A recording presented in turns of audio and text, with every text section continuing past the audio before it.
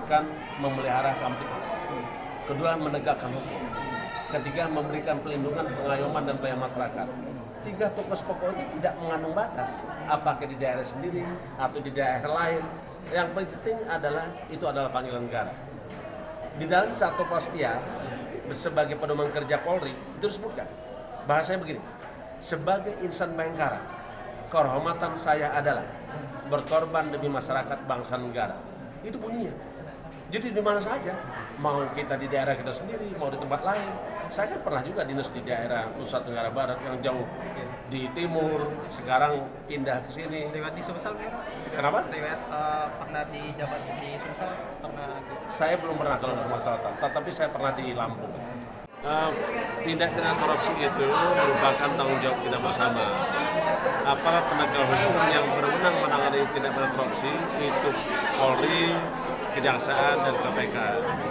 Dan tugas-tugas KPK memang disebutkan antara lain adalah melakukan koordinasi dengan aparat penegak hukum yang menangani korupsi, melakukan supervisi dengan para hukum yang menangani korupsi. KPK juga bisa melakukan tugas pokoknya, melakukan penyelidikan, penyidikan, dan penuntutan kasus korupsi. Jadi saya kira korupsi itu adalah musuh kita bersama. Jadi pemberantasannya harus melibatkan seluruh lapisan masyarakat, baik itu masyarakat yang mau melaporkan, boleh dilaporkan asal memang harus lengkapi dengan bukti-bukti. Jangan sekedar memberikan laporan tapi tidak bisa ada buktinya. Nanti timbul fitnah. Saya kira itu. Jadi untuk kembali ke kampung halaman, bertugas di kampung halaman, perasaannya sendiri bagaimana? Saya tadi sudah dapat cerita dari Pak Zul. Tugas di daerah sebenarnya itu sama saja karena ini adalah tugas negara. Tapi hal yang paling penting itu adalah karena kita kembali ke daerah kita sendiri, tanggung jawab akan lebih besar. Dan tanggung jawab itu bukan kepada Kapolda, tapi tanggung jawab kepada seluruh masyarakat. Jadi kalau ada seandainya tindak pidana kejahatan, pencurian dan kekerasan, itu tanggung jawab kita bersama. Tentu kita akan lakukan penanganan-penanganan secara terukur, sesuai dengan ketentuan-ketentuan. Kalau memang itu terjadi sudah tidak benar, pasti kita akan lakukan penegakan hukum yang tegas.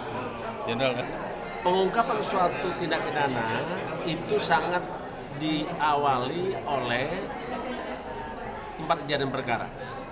Tempat kejadian perkara satu, tempat itu sendiri. Kedua, nanti ada saksi. Ketiga, ada korban dan ada barang bukti. Itulah yang akan bisa membantu kita untuk mengungkap suatu perkara.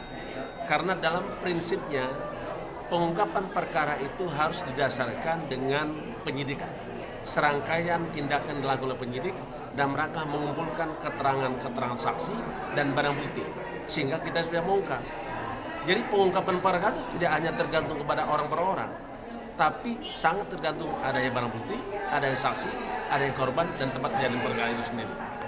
Jadi mudah-mudahan dalam waktu dekat itu bisa kita ungkap selama ada keterangan yang cukup. Terjelaskan dalam pasal 77 KUHP bahwa kita dapat melakukan uji peradilan terkait dengan sah atau tidaknya penangkapan, sah atau tidaknya penahanan, sah atau tidaknya penghentian penyidikan. Dan pra peradilan itu adalah kontrol sosial, kontrol hukum. Tidak ada masalah. Kan polisi mau mengajukan sprindik baru. Nanti kita pelajarin dulu. Karena untuk melakukan penyidikan lanjutan atau penyidik baru tentu berdasarkan alat bukti. Oke?